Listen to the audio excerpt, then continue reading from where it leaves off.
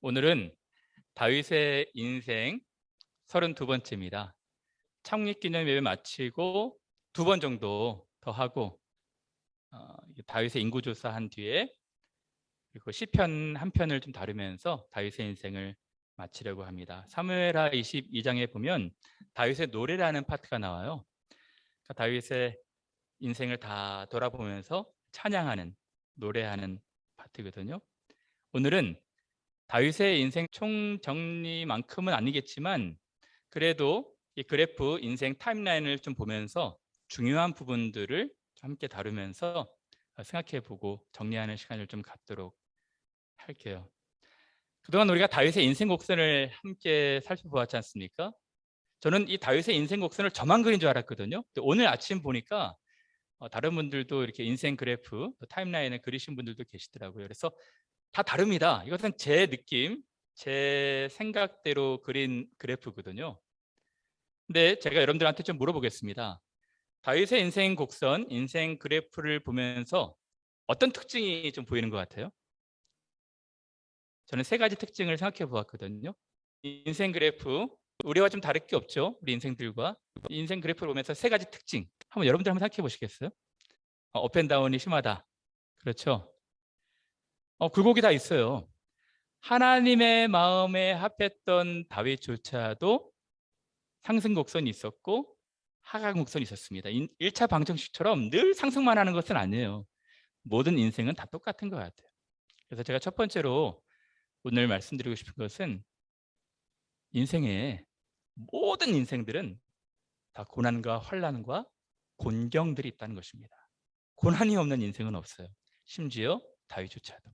또 2번째, 어떤 특징이 있을까요? 전체를 보면은 점진적으로 상승하고 있다. 너무 좋은 이야기입니다. 사실 제가 이 얘기를 드렸거든요. 우리는 고난과 공경 때문에 다운하는 시점도 있지만 궁극적으로 보면 하나님의 시각에서 보면 계속 우리는 점차 상승하고 있었어요. 그러니까 하나님의 나라에 이를 때까지 우리를 이끌어 가실 것입니다. 계속 다듬어 가시고 빚어 가실 것이에요. 모난 부분 정을 쳐서라도 둥글둥글하게 원만하게 만들어 가실 거예요. 우리의 잘못된 선택, 잘못된 판단이라 할지라도 합력하여 선을 이루시는 하나님을 볼 수가 있던 것이죠. 그래서 제가 2번째로 드리고 싶었던 말씀은 모든 인생들은 다 공경 가운데 있지만 하나님의 도움이 있다는 것입니다. 하나님의 기가 막힌 도움이 계셔서 수렁에서 이끌어 주셔요. 오늘 사무엘하 22장에서 다윗이 그 노래를 하고 있거든요. 하나님은 나를 건지시는 자, 끄집어내시는 자라고 표현하고 있습니다. 또 한 가지 특징 무엇이 있을까요? 전체를 보면 다윗이 자초한 고난, 예기치 못한 고난도 있었겠지만 자신의 잘못으로 인해서 고난받을 때 하나님이 도우시거든요. 근데 항상 그 시점에 기도가 있었어요. 다윗이 기도합니다. 태평성대를 누릴 때 모든 것이 평안할 때는 잘 기도하지 않거든요. 근데 인생의 골짜기 환란 가운데 있을 때 기도하기 시작해요. 아둘람 굴이나 시글락에 있을 때나 또 아이도벨 반역에서 쫓겨날 때 기도하기 시작해요. 그러니까 참 인생은 다 똑같은 것 같아요. 태평할 때는 기도 잘 안 하거든요. 어렵고 힘들 때 하나님 의지할 때 하나님 들으신다는 거예요. 그러니까 항상 하나님께서 일방적으로 도우실 수도 있지만 다윗의 기도를 통해서 일하시는 것입니다. 그래서 제가 3번째로 기도를 통해서 우리를 도우시는 하나님에 대해서 인생 그래프를 통해서 말씀을 좀 드리려고 해요. 여러분, 다다음 주에 우리 살펴보겠지만 계속 상승만 하면 얼마나 좋겠어요. 또 다윗이 하강을 합니다. 다윗의 범죄라면 여러 가지가 있겠지만 가장 대표적 범죄, 한 여인을 성폭행한 것이고 또 한 가지는 인생의 말기에 인구조사한 거예요. 인구조사한 것이 왜 죄가 되는지는 다다음 주에 제가 말씀을 드리도록 하겠습니다. 어쨌든 궁극적으로는 하나님께서 다윗을 그의 나라의 왕, 백성으로 다듬어 가고 계셨던 것입니다. 이것은 똑같습니다. 여러분들도 마찬가지일 것입니다. 우리가 부족하지만 또 우리가 자초한 고난을 있을 수도 있지만 하나님이 여러분들 시시때때로 도우실 것이고 하나님이 여러분과 함께 동행하셔서 궁극적으로 하나님께서 그의 자리에 세우실 거예요. 그러나 여러분들이 이 순간에 기도로 하나님을 의지한다는 것이 필요하다 말씀을 드리고 싶습니다. 여러분, 오늘 22장 1절에 4절입니다. 제가 읽겠습니다. 여호와께서 다윗을 모든 원수의 손과 사울의 손에서 구원하신 그날에 다윗이 이 노래의 말씀으로 여호와께 아뢰어 이르되 여호와는 나의 반석이시요 나의 요새시요 나를 위하여 나를 건지시는 자시요 내가 피할 나의 반석의 하나님이시요 나의 방패시요 나의 구원의 뿌리시요 나의 높은 망대시요 그에게 피할 나의 피난처시요 나의 구원자시라. 나를 폭력에서 구원하셨도다. 내가 찬송받으실 여호와께 아뢰리니 내 원수들에게서 구원을 받으리로다. 22장 1절에서 4절 읽었는데요. 1절에 보면 다윗을 모든 원수의 손과 사울의 손에서 구원하신 그날에, 요 22장을 지은 시점 많은 사람들이 궁금해합니다. 어느 때 어느 시기에 이 시를 지은 것인가? 많은 분들이 사울의 손에서 벗어나서 헤브론 예루살렘의 왕이 되었을 때, 왕 통치 초기 시대라고 말을 합니다. 어떤 분들은 또 후기라고 말을 하기도 하는데요. 어쨌든 어느 시기에 지어진지는 확실하지 않지만 다윗이 혼란과 공경을 다 벗어난 뒤에 하나님께 감사하면서 이 시를 지은 것이죠. 근데 여러분, 이 시의 특징을 보십시오.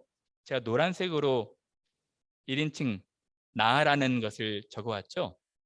2절부터 3절, 2절부터 4절 얼마 안 되는 구절에 나라는 단어가 15번이나 들어가요. 문장 파괴죠. 무슨 뜻입니까? 제가 이 본문을 읽으면서 느꼈던 것은 다윗은 굉장히 하나님과 인격적으로 친밀도를 형성하고 있어요.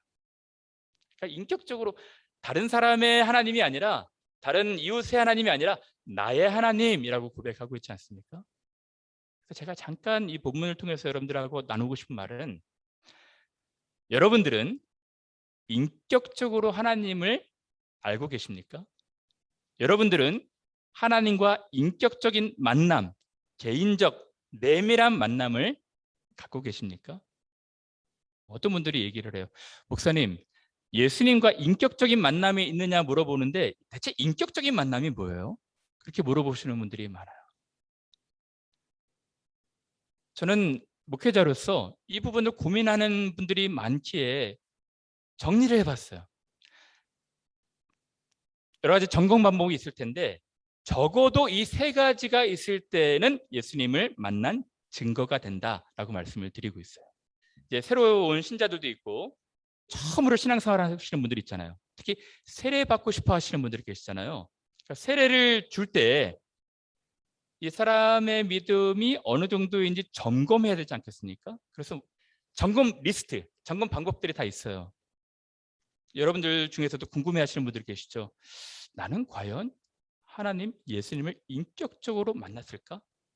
나는 진짜 하나님을 제대로 믿고 있나? 나와의 하나님이 인격적인 소통과 교제가 있나? 나는 과연 인격적인 만남을 가진 사람인가? 제가 세 가지로 말씀드릴게요. 이것이 있을 때는 여러분들이 하나님을, 예수님을 인격적으로 알 가능성이 큽니다. 무엇일까요? 세 가지로 말씀을 드릴게요. 여러분들도 한번 점검해 보십시오. 첫 번째는 예수님을 인격적으로 안다는 점검 방법, 첫 번째는 자신을 죄인으로 아는 것입니다. 이것은 예외가 없어요. 하나님, 예수님을 만났을 처음의 반응은 자신이 죄인인 것을 깨닫는 거예요. 성경의 모든 인물들이 그랬습니다. 그전에는 사회적, 윤리적으로 자기는 죄인이라 여기지 않았는데 이제는 영적인 죄를 깨닫는 것입니다.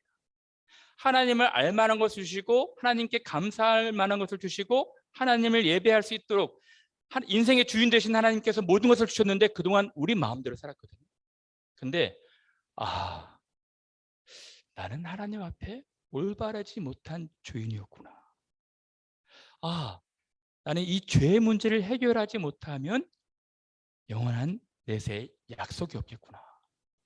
자신의 죄를 부여잡고 깊이 깨닫고 아파하게 되는 거예요. 반드시 있어야 됩니다.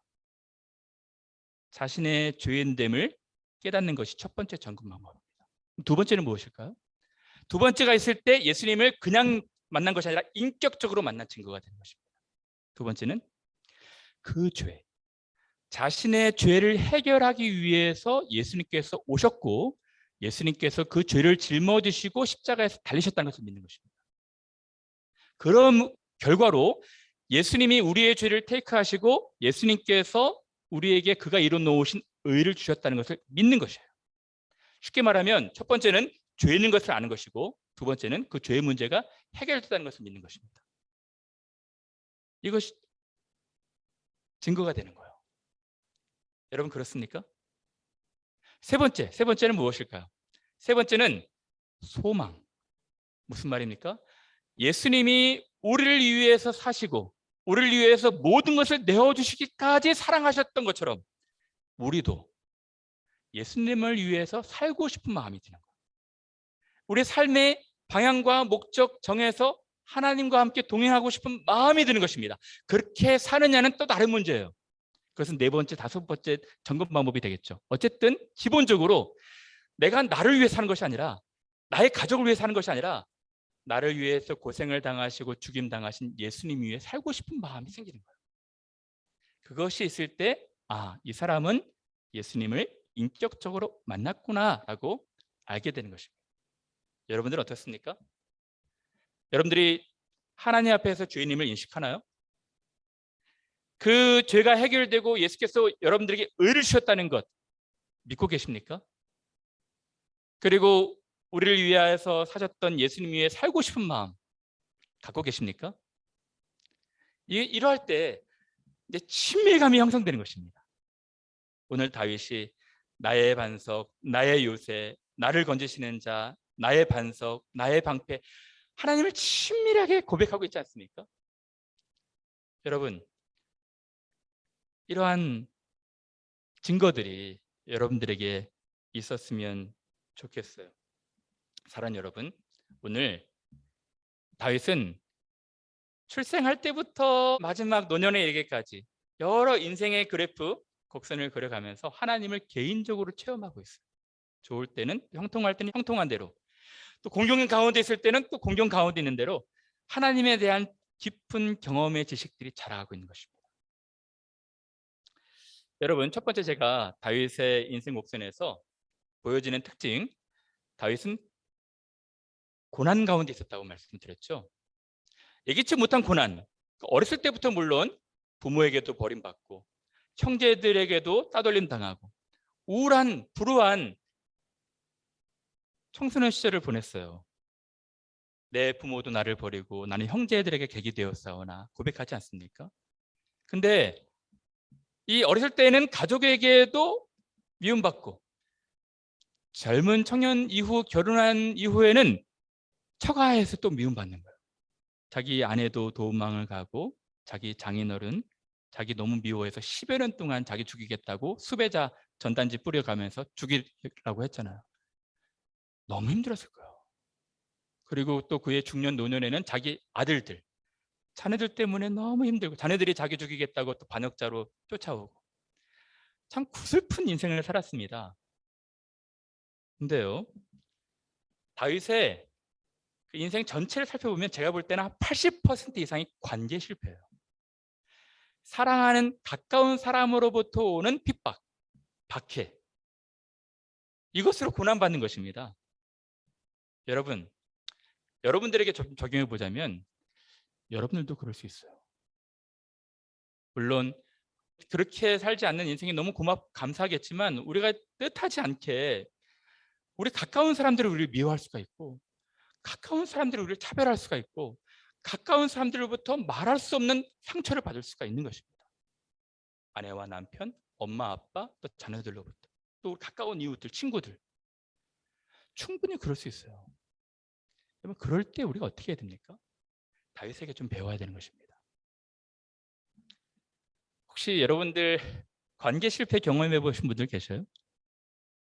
특히 이민 사회를 살아가면서 여러분들 이 피부색, 인종이 다르다고 해서 차별받아 보신 분 있습니까?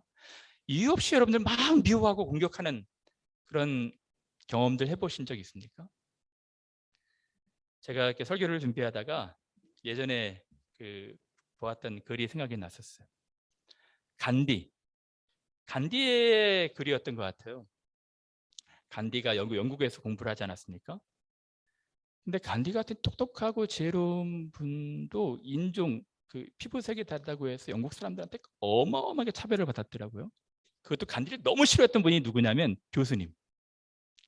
대학 교수님이 인종차별주의자였던 것 같아요. 간디를 너무너무 싫어했대요. 그래서 어느 날은 식당에서 간디를 만났대요.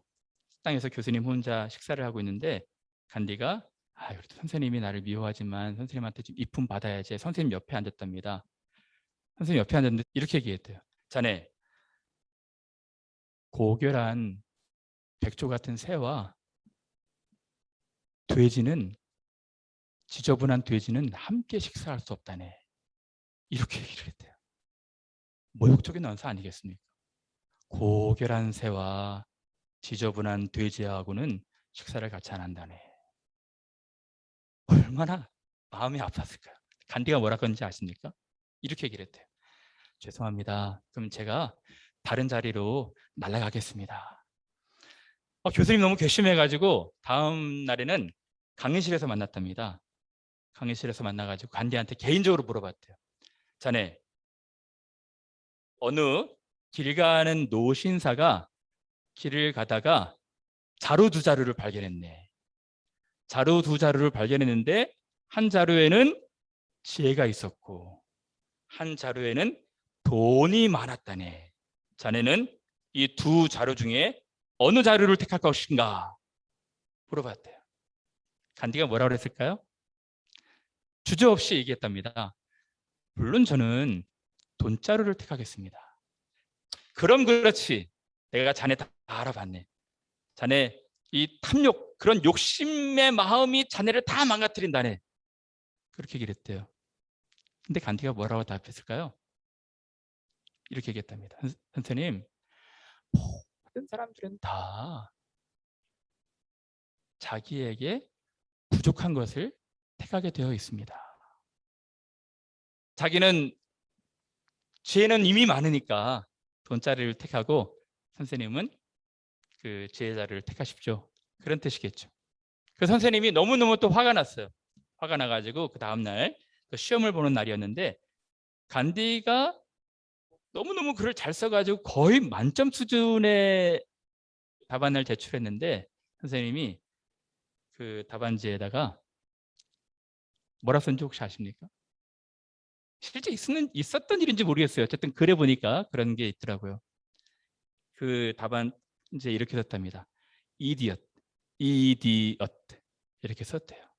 너무너무 속상하고 화가 난 나머지 간디가 딱 그 답안지를 받아들이고 그 다음날 선생님을 또 찾아갔대요. 교수실 노크하고 찾아갔답니다. 선생님, 왜? 답안지가 좀 이상해요. 뭐가 이상한데?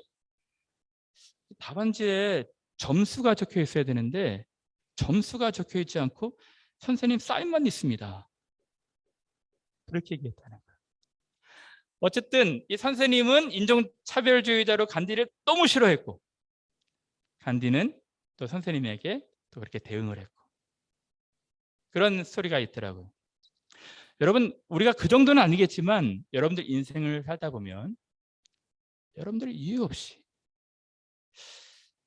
뭐 아무런 연구 없이 미워하고 싫어하고 가슴 아프게 하고 상처를 주는 사람들을 만나게 될 거예요. 그런 분들이 가까운 분들이라면 더 마음이 아프게 해요. 인생에서는 이 일이 없을래 없을 수가 없어요. 그런데요, 이런 일이 있을 때 우리가 다윗에게 가서 배워야 됩니다. 다윗은 어떻게 했을까요? 10여 년 동안 자기를 죽이겠다고 수배자 명단 때리고 계속 찾아오면서 라마 나옳 기브와 노 뭐 그일라, 엔게디 다 쫓아다니지 않습니까? 다윗은 사울을 죽일 중요한 기회가 2번 있었지만 다윗이 했던 일은 용서였어요. 용서였습니다. 다윗의 주변 사람들, 여러분 우리가 다 공부했죠? 다윗의 주변 사람들, 뭐 아비새라든지 다윗의 신하들이 하나님이 주신 너무 좋은 기회입니다. 이 아둘람 굴에서나 엔게디 동굴에서 죽이자고 그랬잖아요. 근데 다윗이 만류했습니다. 하나님의 기름 부음 받은 사람이다. 하나님이 알아서 하시겠지. 우리는 용서해 주자. 옷자락만 베고 또 창과 물병만 가지고 오고 있지 않습니까? 사랑하는 여러분, 용서는 참 어려운 단어 같아요. 참 우리 같이 평범하고 일반적인 사람들한테는 참 쉽지 않은 단어일 수 있는데 하나님이 우리에게 바라시는 것은 용서입니다. 무슨 사정이 있었겠지. 그래, 무슨 일이 있었겠지. 그래. 어떤 어려움이 있어서 나한테 그렇게 하겠지라고 이해하시는 것이 좀 필요해요. 하나님께서 우리 인생을 다뤄가시는 방법, 인격적으로 하나님께서 우리를 만나신 뒤에 우리 인생들을 이끌어가시는 방법, 인생 전체에서 우리에게 고난을 주신다는 것입니다. 고난을 통해서 우리가 겸손하게 하고 또 고난을 통해서 우리가 다듬어져 가는 거예요. 2번째는 그러나 고난만 주시지 않고 반드시 도우실 것입니다. 이것이 하나님께서 인격적으로 우리를 만난 결과예요. 하나님 우리를 떠나지 않으실 것입니다. 어떤 분이 말씀하신 것처럼 만나신 그 시점부터 우리가 하나님 나라에 들어갈 때까지 동행하실 거예요. 도우실 것입니다. 그래서 오늘 다윗의 이야기를 보면 저는 특히 하나님의 도우심이 두드러지게 나타났던 때가 3가지를 뽑자면 이때입니다. 첫 번째는 가드 기억나십니까? 엘라 골짜기에서 다윗과 골리앗 만난 뒤에 이제 사울이 다윗에 대한 질투로 다윗을 죽이려고 하니까 라마나요스로 도망가잖아요. 라마나요스 선지자 사무엘이 있었던 곳으로. 그러다가 나중에 또 노브로 도망가지 않습니까? 제사장이 있는 곳. 다윗의 잘못된 선택 때문에 85명이라는 제사장이 죽어요. 이 사울이 학살을 하죠. 그리고 나서 다윗이 정말 잘못한 선택은 뭐냐면 가드로 가는 것이었습니다. 블레셋 왕한테 자기를 투항하는 것이었죠. 골리앗의 칼을 가지고. 이 결정적인 잘못된 선택 때 하나님이 도우시는 거예요. 어떻게 도우십니까? 신하들이 다윗을 거절하잖아요. 가드 왕 아비멜렉도 다윗이 미친 사람이다. 거의 미친 사람처럼 행세를 해가지고 여기서 기가 막히게 도망쳐 나와요. 그 다음에 시글락. 여러분 기억나세요? 다윗이 또 잘못된 선택을 하는 거예요. 사울이 집요하게 자기를 추적하니까 사울에게서 멀어지기 위해서 블레셋의 망명을 떠나지 않습니까? 여러분 다윗은 하나님께 기름 부음 받은 차기 왕이었어요. 근데 모두가 다 포기한 것입니다. 그래서 제가 지난번에 말씀드렸죠. 우리나라 대통령 후보가 이제 대통령 될 사람이 이제 다 싫다고 북한으로 망명을 떠난 거예요. 북한 사람이 되겠다. 북한 용병이 되겠다. 그러면 그 사람을 다시 우리가 대통령으로 맞을 수가 있겠습니까? 불가능한 것입니다. 그래서 다윗이 그렇게 한 거예요. 왕으로 기름 부음 받았는데 이것을 다 잊어버리고 블레셋 용병으로 써달라고 해서 들어간 것입니다. 결과가 어땠습니까? 자기를 용병으로 쓴 아기스 왕이 사울과 요나단과의 전투에 최우선으로 세우잖아요. 총알바지로. 그래서 자기 손으로 사울을 죽일 뻔했어요. 요나단도 죽이고. 와, 이 결정적인 위기 순간에 하나님이 도우신 것입니다. 또 블레셋 5 방백들이 거절하게 해서 또 시글락성으로 온 뒤에 하나님이 기가 막히게 그를 빼내거든요. 진짜 진퇴양난이었어요. 이러지도 못하고 저러지도 못하는 때 하나님이 도우신 것입니다.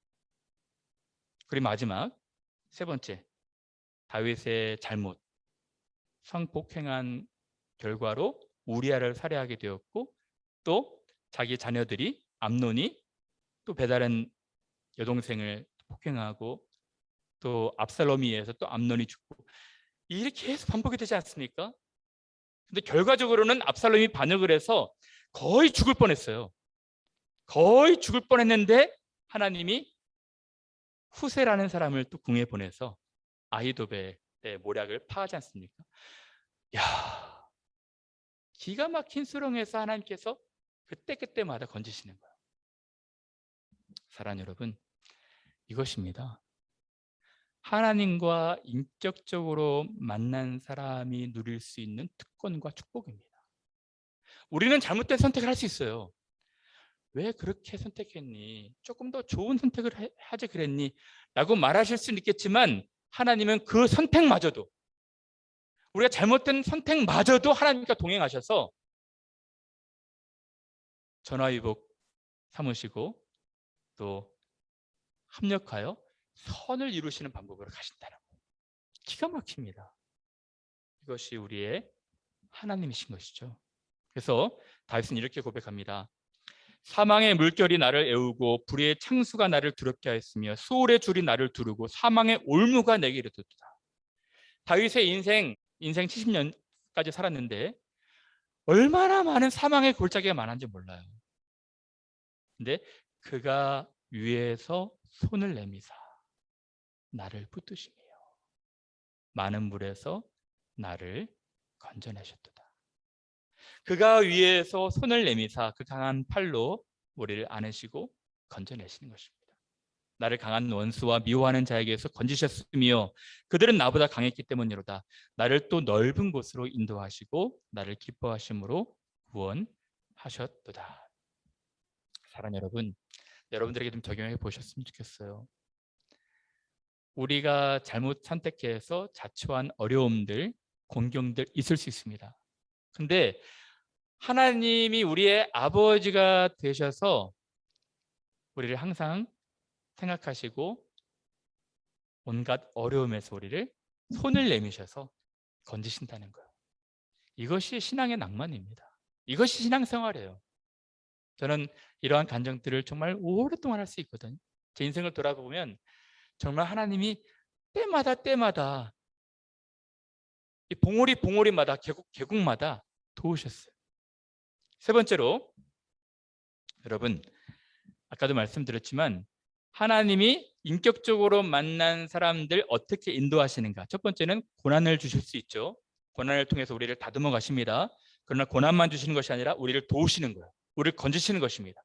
그러나 하나님이 우리에게 원하시는 것은 기도입니다. 기도예요. 여러분 잘 보이실지 모르겠지만 이 엘라 골짜기에서 가드까지 다윗에게 보여지는 특징이 무엇이었습니까? 기도한 적이 없어요. 골리앗과 싸워서 이긴 뒤로 가드에 이르기까지 성경 아무리 훑어봐도 기도했다는 흔적이 없습니다. 근데 가드에서 하나님이 기가 막히게 도우시고 아둘람 굴에서부터 이제 시정일관 기도하기 시작해요. 하나님, 이건 어떻게 해야 됩니까? 하나님, 이건 어떻게 하면 좋죠? 이것까지 기도를 해야 될까 싶을 정도로 시시콜콜하게 기도하기 시작해요.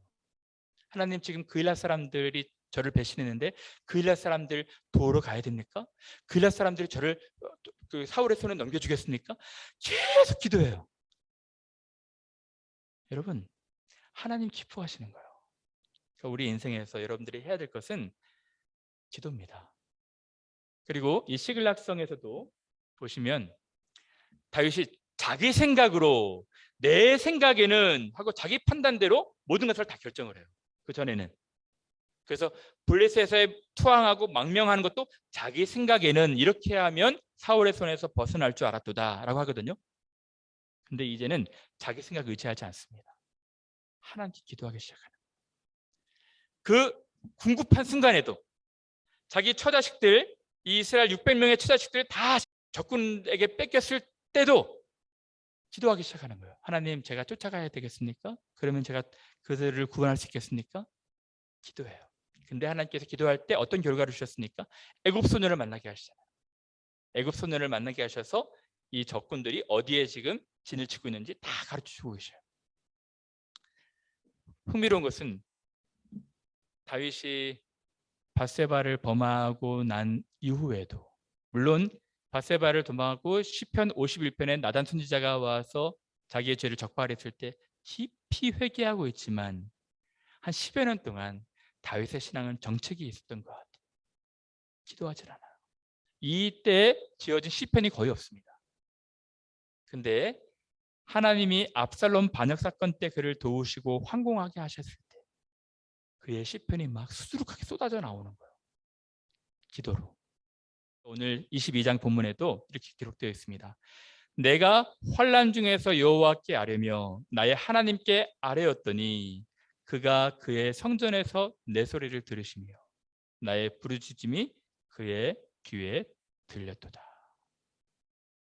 환난 중에서 여호와께 아뢰었더니 내 소리를 듣고 귀를 기울이셨다는 것입니다. 사랑하는 여러분, 이제 말씀을 마칠까 합니다. 하나님이 우리 인생을 드라이브 하실 거예요. 여러분들의 인생을 하나님이 인격적으로 여러분을 만나주셨다면 책임지실 것입니다. 하나님 나라에 이르기까지 여러분들을 이끄실 거예요. 보호하실 것입니다. 그런데 여러분들의 삶에 공경을 만날 수 있어요. 여러분들이 원하든 원하지 않았든 또 자초했든 인생 그 지뢰밭처럼 인생을 길을 가면서 여러 어려움들을 만날 수가 있어요. 근데 믿으십시오. 하나님이 도우실 것입니다. 하나님이 건지실 거예요. 하나님이 위로부터 손을 내미셔서 여러분들을 끄집어내실 것입니다. 기가 막힌 하나님의 도우심이 있을 거예요. 단 우리들은 이러한 자리에 갔을 때 기도가 필요해요. 우리의 생각으로 우리의 힘과 능력으로 풀어가려고 하지 말고 하나님께 딱 무릎 꿇고 머리 조아리셔야 됩니다. 다윗이 맨 마지막에 뭐라고 말하고 있습니까? 여호와께서 그의 왕에게 큰 구원을 주시며 기름 부음 받은 자에게 인자를 베푸시며 영원하도록 다윗과 그 후손에게로다 하였더라. 자신 때뿐만 아니라 자신 후대까지 하나님이 언약하신 것, 약속하신 것을 믿고 기도하고 있는 거예요. 사랑하는 여러분, 우리도 이러한 하나님과의 아름다운 동행을 하고 있습니다. 여러분들 중에 위로가 필요한 분들 하나님께 기도하십시오. 여러분들 중에 도움이 필요하신 분들 하나님께 간구하십시오. 하나님께서 자식을 아낌없이 내어주시기까지 우리를 사랑하셨다면 그 무엇을 아끼겠습니까? 우리와 함께 하실 것이고 영원토록 여러분들에게 지혜도 주시고 은혜도 주시고 갈 길들을 인도하실 것입니다. 그 하나님 믿고 의지하시면서 인생길 가시는 귀한 분들 되시기를 바랍니다.